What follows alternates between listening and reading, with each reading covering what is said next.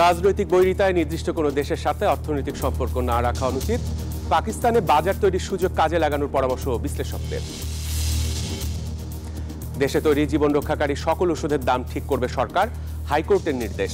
নতুন করে তালিকা করতে টাস্ক ফোর্স গঠন। এবং শীঘ্রই ডিজিটাল ব্যাংকের আবেদন চাওয়া হবে জানিয়েছে বাংলাদেশ ব্যাংক। বর্তমান বৈদেশিক মুদ্রা রিজার্ভ $30.87 বিলিয়ন।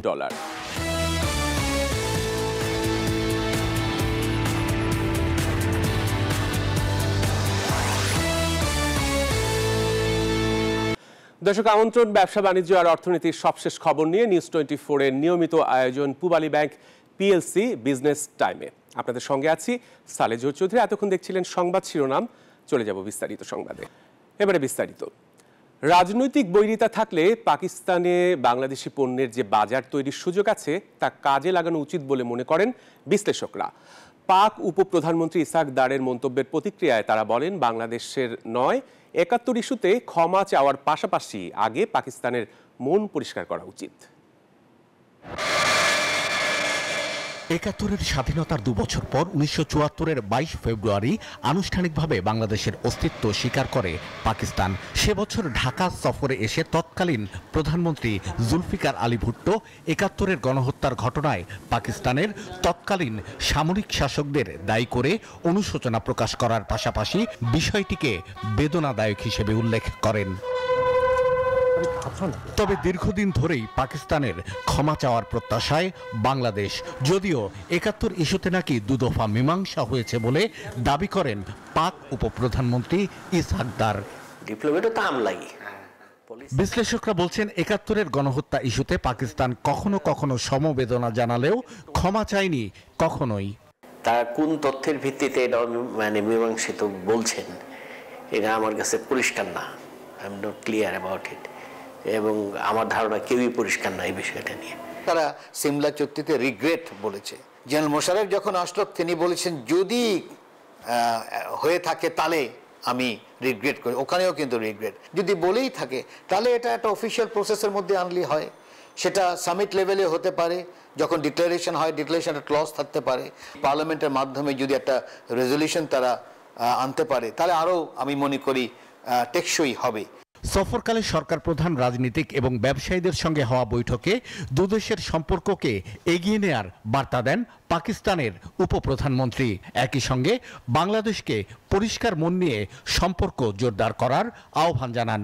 বিশ্লেষকদের মতে ৭১-এর লুণ্ঠন, গণহত্যা আর ধর্ষণের শিকার বাংলাদেশের বদলে আগে মন পরিষ্কার করা উচিত স্বয়ং পাকিস্তানের।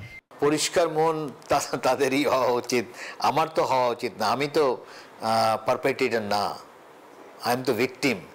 ভিকটিমের কখনো পরিষ্কার মনের কথা বলাটাই ঠিক না। পাকিস্তানি উপপ্রধানমন্ত্রীর ৩ দিনের সফরে দেশটির সঙ্গে এক চুক্তি, ৪ সমঝোতা স্মারক এবং একটি বিনিময় কর্মসূচিতে সই করে বাংলাদেশ, যেখানে বাণিজ্য সম্ভাবনা দেখছেন বিশ্লেষকরা। পাকিস্তানের অর্থনীতি এমন কোনো অবস্থায় নেই যেটা বাংলাদেশ খুবই উৎসাহী বোধ করবে বাংলাদেশি ব্যবসায়ীরা, বরং বাংলাদেশি ব্যবসায়ীরা চাইবে পাকিস্তানে তার ইনভেস্টমেন্ট হতে পারে কিনা। অর্থনৈতিক বিচারে পাকিস্তান আমার জন্য একটা পণ্যের বাজার হতে পারে, আমার লেবার মার্কেটের সুযোগ আসতে পারে, আমার কালচারাল কোঅপারেশনের সুযোগ আসতে পারে। সুতরাং আমি কেন সেটা বন্ধ করব? গত ১ বছর পাকিস্তানি মন্ত্রিসভার ৩য় সদস্য হিসেবে বাংলাদেশ সফর করলেন দেশটির উপপ্রধানমন্ত্রী ইসহাক দার। শাহ আলী জয়, নিউজ 24, ঢাকা। বাংলাদেশে তৈরি জীবন রক্ষাকারী ৭৩৯টি ওষুধের দাম নির্ধারণে সরকারের ক্ষমতা বহাল রেখেছেন হাইকোর্ট। সোমবার বিচারপতি মোহাম্মদ রেজাউল হাসান ও বিচারপতি বিশ্বজিৎ দেবনাথের হাইকোর্ট বেঞ্চ এই রায় দিয়েছেন। রিটকারী আইনজীবী মঞ্জিল মোর্শেদ জানান, এই রায়ের ফলে দেশের অধিকাংশ ওষুধের দাম নির্ধারণের এখতিয়ার উৎপাদনকারীদের পরিবর্তে সরকারের সংশ্লিষ্ট কর্তৃপক্ষের হাতে থাকবে। জনস্বাস্থ্য বিশেষজ্ঞ ডাক্তার লেলিন চৌধুরী বলেন, এই রায়ের ফলে মানুষের চিকিৎসা ব্যয় লাঘব হবে। জ্বর, ঠান্ডা, কাশি থেকে শুরু করে অনেক জটিল রোগের জন্য মানুষের নিয়মিত ওষুধ কিনতে হয়। ওষুধের দোকানগুলোতে ক্রেতাদের ভিড় লেগেই থাকে।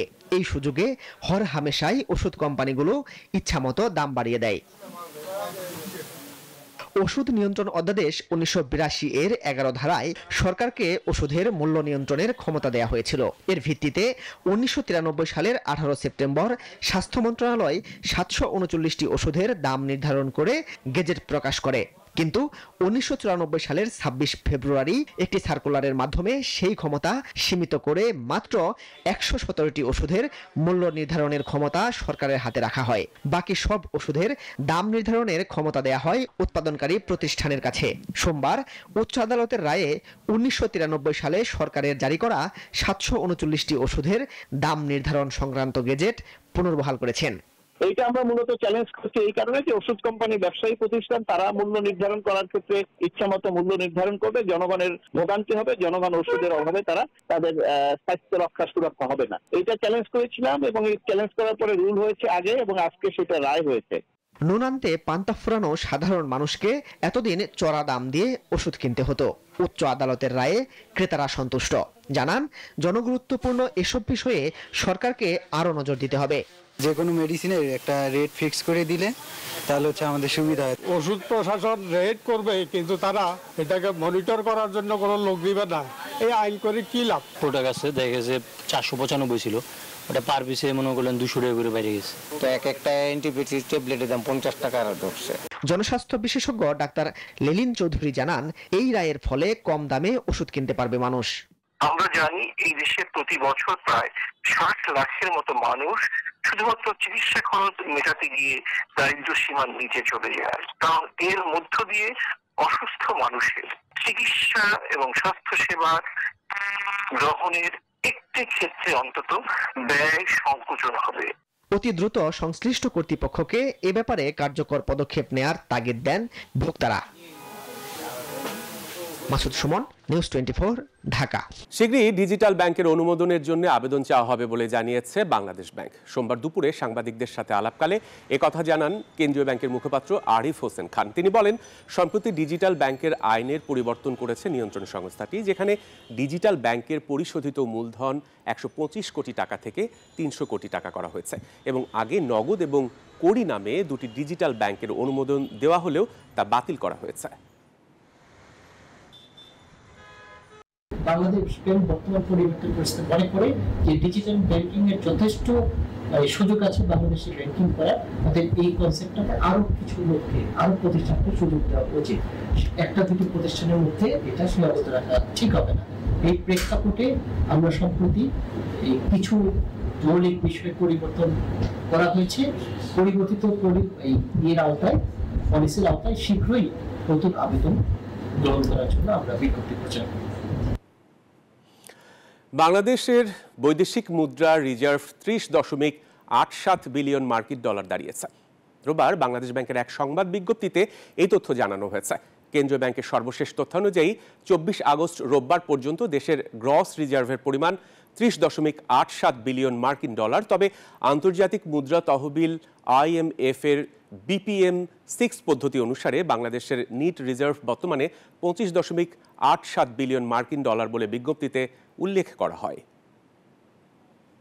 3 বছরের ব্যবধানে দেশে দারিদ্র্যের হার বেড়েছে প্রায় 10%। বর্তমানে এই হার 27.93%। আরও 18% আছে দারিদ্র্যের ঝুঁকিতে। এমন ভয়াবহ চিত্র উঠে এসেছে বেসরকারি সংস্থা PPRCর গবেষণায়। সোমবার প্রকাশিত প্রতিবেদনে বলা হয়েছে, কোভিড মূল্যস্ফীতি ও রাজনৈতিক অর্থনৈতিক অনিশ্চয়তায় এর মূল কারণ। গবেষণায় আরও বলা হয়েছে, বেড়েছে অতি দারিদ্র্যের হারও। দেশের 8,000-এর বেশি পরিবারের ওপর জরিপ চালিয়ে এই তথ্য দিয়েছে PPRC। বিগত সরকারের অনিয়ম, দুর্নীতি আর দুঃশাসনে গেল কয়েক বছর ধরেই মন্দা যাচ্ছে অর্থনীতিতে, যার প্রভাবে বেড়েছে মূল্যস্ফীতি, কমেছে ক্রয় ক্ষমতা। এতে ক্রমাগত বাড়ছে দরিদ্র মানুষের সংখ্যা। এমন বাস্তবতায় 2025 সাল শেষে দেশের দারিদ্র্যের হার প্রায় 23% ছুঁয়ে যেতে পারে এমন পূর্বাভাস দিয়েছিল বিশ্বব্যাংক। তবে বছরের মাঝামাঝি সময়ে এসে বিশ্ব ব্যাংকের পূর্বাভাসকে ছাড়িয়ে গেল দেশের দারিদ্রতার পরিস্থিতি। বেসরকারি গবেষণা প্রতিষ্ঠান পাওয়ার অ্যান্ড পার্টিসিপেশন রিসার্চ সেন্টারের গবেষণা বলছে, গেল 3 বছরে দেশে দারিদ্র্যের হার বেড়েছে 9.23%। 2022 সালে যা ছিল 18.7%। কোভিড, মূল্যস্ফীতির পাশাপাশি রাজনৈতিক অর্থনৈতিক অনিশ্চয়তাই এর মূল কারণ হিসেবে উঠে এসেছে গবেষণায়। দারিদ্র্যের আমাদের একটা বেড়ে যাওয়া, এবং এই বেড়ে যাওয়াটা হচ্ছে বাস্তবতার। আমাদের তো নানা ধরনের, আমরা কোভিড হলো, তারপরে মূল্যস্ফীতি, তারপরে হচ্ছে যে রাজনৈতিক অনিশ্চয়তা, সব মিলে এটা তো সবাই দেখছে যে আমাদের বেশ কিছু ফ্যাক্টরি বন্ধ হয়েছে, আপনার কর্মসংস্থানে একটা ঘাটতি হচ্ছে। বিবিএস এর হিসেবে 2022 সালে অতি দারিদ্র্যের হার ছিল 5.6%, যা এখন 9.35% দাঁড়িয়েছে বলে জানিয়েছে পিপিআরসি। যে কোনো সময় দারিদ্র্য সীমার নিচে নেমে আসতে পারে আরো 18% পরিবার। ইকুইটি মানে জাস্টিস, বৈষম্যহীনতা, ভয়েস অ্যান্ড সিটিজেন ওয়েলবিং, মানে আমরা যে আজকের ইন্ডিকেটরগুলো দেখলাম, এর মধ্যে দেখেন যে শুধুমাত্র আয় দিয়ে হয় না, কতগুলো ইন্ডিকেটর আমরা ইউজ করলাম। গবেষণায় উঠে আসে গত 3 বছরে শহরের পরিবারগুলোর গড় মাসিক আয় কমেছে 5,000 টাকা, বিপরীতে বেড়েছে ব্যয়। সবচেয়ে বেশি ব্যয় বেড়েছে খাদ্য ব্যয়। দারিদ্রতার হার কমাতে সামাজিক নিরাপত্তা বেষ্টনী সম্প্রসারণ এবং কর্মসংস্থানের সুযোগ বৃদ্ধির পরামর্শ দিয়েছেন ডক্টর হোসেন জিলুর রহমান। মরিয়ম আজিজ মরিন, নিউজ 24, ঢাকা। এবার আজকে শেয়ার বাজারের খবর। সূচকের বড় উত্থানে লেনদেন শেষ হয়েছে ঢাকা ও চট্টগ্রামের পুঁজিবাজারে। এছাড়া ঢাকার বাজারে লেনদেনের সামান্য কমলেও চট্টগ্রামে বেড়েছে। সোমবার সপ্তাহের দ্বিতীয় কার্যদিবস শেষে ডিএসইতে সবকটি সূচকের মান বেড়েছে। প্রধান সূচক ডিএসইএক্স 66 পয়েন্ট বেড়ে অবস্থান নেয় 5,455 পয়েন্টে। গত কার্যদিবসে লেনদেন 1200 কোটি ছাড়ালেও এদিন ডিএসইতে লেনদেন 23 কোটি টাকা কমে 1,177 কোটি টাকা হয়েছে। এছাড়া হাতবদল হওয়া শেয়ার ও মিউচুয়াল ফান্ড ইউনিটের মধ্যে দাম বেড়েছে 232টির, কমেছে 114টির এবং অপরিবর্তিত রয়েছে 44টি কোম্পানির শেয়ারের দাম। অন্যদিকে দেশের অপর পুঁজিবাজার সিএসইতে সার্বিক সূচক সিএএসপিআই 170 পয়েন্ট বেড়েছে, আর লেনদেন প্রায় 30 কোটি টাকা বেড়েছে। বিশ্ববাজারে দরপতন, আমদানি এবং অস্বাভাবিক কর আরোপের কারণে বান্দরবানের রাবার শিল্প ধ্বংসের মুখে পড়েছে। ব্যবসায়ীদের অভিযোগ, রাবার উৎপাদনের খরচ বাড়লেও বাড়েনি বাজার দর। এমন প্রেক্ষাপটে লাভ তো দূরের কথা, লোকসান গুনতে হচ্ছে তাদের। রাবার শিল্প বাঁচাতে কার্যকরী পদক্ষেপ নেবে সরকার, এমনটাই দাবি সংশ্লিষ্টদের। এইচএম সম্রাটের তথ্যচিত্র নিয়ে দেখুন ডেস্ক রিপোর্ট। দেশের রাবার উৎপাদনের অন্যতম বান্দরবানের নাইখংছড়ি উপজেলার বাইশারি ইউনিয়ন। তবে গত কয়েক বছর রাবারের ধারাবাহিক দরপতনের ফলে লোকসানের মুখে বাগান মালিকরা। ব্যবসায়ীদের অভিযোগ, রাবার উৎপাদনে খরচ বাড়লেও বাজারে দাম পাচ্ছেন না তারা। এক সময় যে রাবার বাগানে প্রতি কেজি 320 থেকে 350 টাকা বিক্রি হতো, বর্তমানে বিক্রি হচ্ছে প্রতি কেজি 200 থেকে 220 টাকায়। সরকার বিদেশ থেকে রাবার আমদানি করায় দাম কমে গেছে দাবি তাদের। রাবারের একটা নির্ধারিত রেট সরকার কর্তৃক নির্ধারিত হোক। আমাদের আসলে বাগানের যে পরিমাণ খরচ হয়, পেপার শ্রমিকের বেতন যা দিতে হয়, ওটা দিয়ে আমরা পুষে উঠতে পারতেছি না। কিছু মাসে দাম কমে যায়, কিছু মাসে কি দাম উঠে যায়। এখন আমরা কাজ করতে যাইও কি আমরা সঠিকভাবে বেতন পাচ্ছি না। পাচ্ছি না মানে বেতন যদি এরা যদি না পায় আমাদের দেবে কিভাবে? ব্যবসায়িক সিন্ডিকেটের কারণে রাবারের দামটি কখনো স্থিতিশীল থাকে না। এটা যদি সরকার নির্ধারিত করে দেয় যে রাবারের কেজি প্রতি মূল্যে এরকম বিক্রি হবে আর নির্ধারিত মূল্যে, তাহলে শ্রমিকদের ন্যায্য মূল্যটা পায়। বাগান মালিক যারা কষ্ট করে পরিশ্রম করে যারা বাগানগুলো করছেন তারা হলে সঠিক মূল্য পাবে। রাবার শিল্পকে বাঁচাতে কার্যকরী পদক্ষেপ নেওয়া হবে বলে জানালেন জেলা প্রশাসক। মন্ত্রণালয়ের নির্দেশনা আসার অপেক্ষায় আমরা আছি, যেটার জন্য আমরা ইতিপূর্বে কয়েকবার চিঠি লিখেছি, কিন্তু সেখান থেকে এখনো আমরা কার্যত কোনো নির্দেশনা পাই নাই। এই নির্দেশনাগুলো প্রপারলি আসলে আমরা, আমার মনে হয় এই তাদের যে সমস্যাগুলো হচ্ছে এটা আমরা মিটিগেট করতে পারবো অচিরেই। রাবারের দাম বাড়ানোর বিষয়ে সরকার দ্রুত উদ্যোগ নেবে এমন দাবি ব্যবসায়ীদের। Desk report, news 24। পাবনার হাটবাজারগুলোতে পেঁয়াজের দাম কিছুটা কমতে শুরু করেছে। গত কয়েক সপ্তাহের তুলনায় প্রতি কেজিতে দাম কমেছে 5 থেকে 10 টাকা। এর আগে গত এক সপ্তাহের ব্যবধানে পেঁয়াজের দাম মনে 400 থেকে 500 টাকা বেড়েছিল। এদিকে পাইকারি ও খুচরা বিক্রেতারা বলছেন, অন্য বছর এই সময়ে হাটবাজারগুলোতে ভারত, মিশর সহ অন্যান্য দেশ থেকে আমদানি করা পেঁয়াজের বাজারে সয়লাভ থাকলেও এখন পর্যন্ত পাবনার কোনো বাজারেই আমদানি করা পেঁয়াজ আসেনি। দর্শক, এই ছিল পূবালী ব্যাংক পিএলসি বিজনেস টাইমে। এতক্ষণ সাথে থাকায় সবাইকে ধন্যবাদ।